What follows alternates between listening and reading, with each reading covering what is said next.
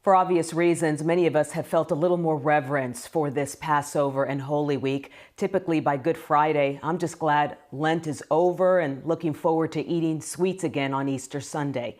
But this year is different, not just for Jews and Christians, but I think most of us are reevaluating what's truly important.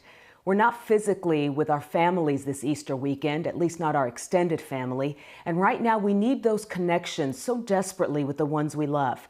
I'm reminded of the true meaning of Easter. Very simply, it is the overcoming of death.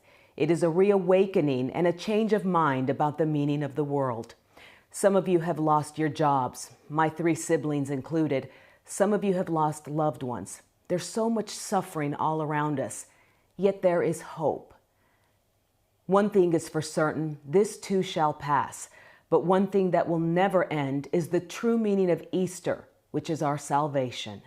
While things are very worrisome and uncertain, we must never lose sight of the hope that is right around the corner.